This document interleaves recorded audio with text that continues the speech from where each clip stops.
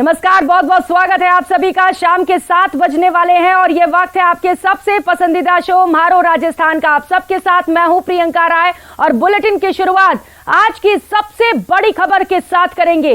राहुल पर सियासी संग्राम जारी है। राहुल की संसद सदस्यता खत्म कर दी गई है और इसे लेकर कांग्रेस और बीजेपी में वार पलटवार तेज हो चला है। कानून के सामने सब समान है। बीजेपी की ओर से ये बयान सामने आया है कि कानून के सामने सब एक समान है। राहुल गांधी की संसद सदस्यता खत्म हो गई है। राहुल गांधी लोकसभा से अयोग्य घोषित किए गए हैं। मानहानि केस में 2 साल के सजा का फैसला आया और उसके बाद ये बड़ा फैसला लिया गया है। 2 साल की सजा के बाद लोकसभा सदस्यता खारिज कर दी गई है।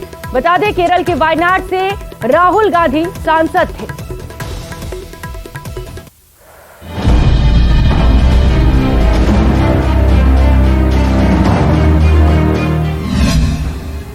राहुल की सदस्यता जाने पर कांग्रेस हुई हमलावर।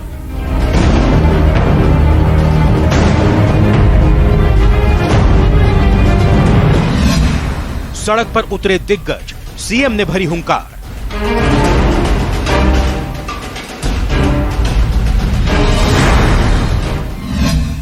तानाशाही का एक और उदाहरण दिया करार कि सरकारी मंशा ठीक नहीं है, ये तानाशाही प्रवृत्ति है। कांग्रेस के वार पर बीजेपी का कड़ा पलटवार। आप व्यक्ति से दुश्मनी कर सकते हैं, लेकिन आप राष्ट्र को भी नीचा दिखाने का प्रयास करते हैं। कानून के सामने सब समान।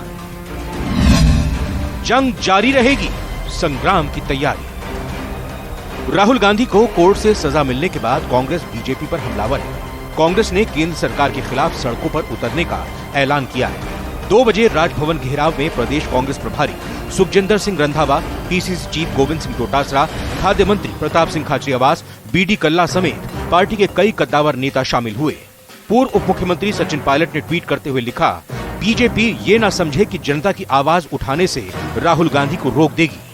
बहरहाल बारिश की वजह से सूबे के मुखिया अशोक गहलोत भले ही राजभवन घेराव में शामिल नहीं हो सके, लेकिन उन्होंने कड़ी प्रतिक्रिया दी। सीएम गहलोत ने राहुल गांधी की लोकसभा सदस्यता खत्म करना तानाशाही का एक और उदाहरण करार दिया कि सरकारी मंशा ठीक नहीं है, ये तानाशाही प्रवृत्ति है। जिसी जगह देख लिया आपने, पार्लियामेंट चल नहीं पा रही है। एक पार्लियामेंट मेंबर खड़ा होकर बोल नहीं सकता क्या? और वो सफाई देने के लिए, उसके लिए भी हंगामा कौन करते हैं? जो सत्ता पक्ष लोग करते हैं। वो भी पहली बार हो रहा है कि सत्ता पक्ष खुद ही पार्लियामेंट में डिस्टर्ब करके अर्जन करवा रही है। तो फिर कहाँ जाएंगे डेमोक्रेसी में लोग? विपक्ष वाले कहाँ जाएंगे? जब बयान के आधार पर 2 साल की सजा कर दी, अब लोकसभा की सदस्यता रद्द कर दी। सही दिवस था। ऐसा लोकसभा अध्यक्ष पहला देखा है जो बीजेपी का कार्यकर्ता बनकर काम कर रहा है। इस तरह के लोकसभा अध्यक्ष ना लोकसभा ढंग से चला सकते, ना देश का भला कर सकते हैं। जिनके खून में देशभक्ति है, उनके इलेक्शन प्राइम मिनिस्टर बनना या कोई और बनना बहुत छोटी बात है। पहले इन चोरों को पकड़कर सामने लाना हमारे 2 साल। देखिए, बहुत ही गलत ये हुआ है और हमारा जो संविधान है वो एक ताकत हमें देता है और हर व्यक्ति जो चुनकर जाता है, चाहे वो लोकसभा के अंदर हो, चाहे वो विधानसभा के अंदर हो, उसे बोलने का अधिकार है।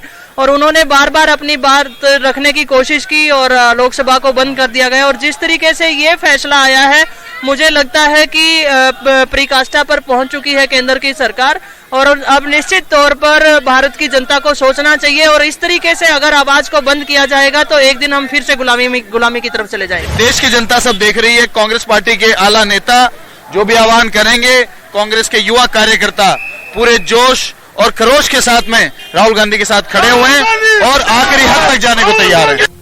अब बवाल की वजह समझिए, क्या है मामला? साल 2019 का है मामला। कर्नाटक में रैली में दिया था बयान, मोदी सरनेम को लेकर दिया था बयान। मानहानि के केस में 2 साल की सजा सुनाई थी। सूरत की कोर्ट ने सुनाई थी 2 साल की सजा। कोर्ट ने राहुल को जमानत भी दे दी थी। राहुल को अयोग्य करार देने पर एक ओर जहां कांग्रेस बीजेपी पर हमलावर है, वहीं बीजेपी इसे कानून का राज बता रही है। न्यूज 18 से खास बातचीत में बीजेपी प्रदेश अध्यक्ष सीपी जोशी ने कहा कि जिस व्यक्ति ने देश की जनता का विश्वास हासिल किया है, उस पर अनर्गल टिप्पणी दुर्भाग्यपूर्ण है। और जिस व्यक्ति के ऊपर देश की जनता का विश्वास हो उनके ऊपर अनर्गल बयानबाजी करना। आप व्यक्ति से दुश्मनी कर सकते हैं, लेकिन आप राष्ट्र को भी नीचा दिखाने का प्रयास करते हैं। दुनिया के अनेक देशों में जाकर भारत को नीचा दिखाना और कहीं न कहीं विदेश की ताकतें हिंदुस्तान के कामों में दखल करें, इसके लिए आप फिर से प्रयास करते हैं। जैसे आपने प्रयास कश्मीर को लेकर यूएनओ में गए थे, ऐसा ही प्रयास आज फिर से आप विदेशों में जाकर करते हैं। राहुल गांधी जी को जो मानहानि केस में 2 साल की सजा सुनाई गई है, वो उनके कर्मों की सजा है। ये इनके कर्म तब शुरू हुए जब इन्होंने खुद अपने ही प्रधानमंत्री, यूपीए के प्रधानमंत्री के आदेश प्रेस कॉन्फ्रेंस में सबके सामने फाड़े थे। उन्होंने प्रधानमंत्री के पद की बेइज्जती करी थी, अपमानित करा था। ये उनके कर्म तब से शुरू हुए। जाहिर है राहुल गांधी की सदस्यता छीनने से कांग्रेस बड़े संग्राम की तैयारी में जुटी है। एक नजर उसके विकल्पों पर। क्या है विकल्प?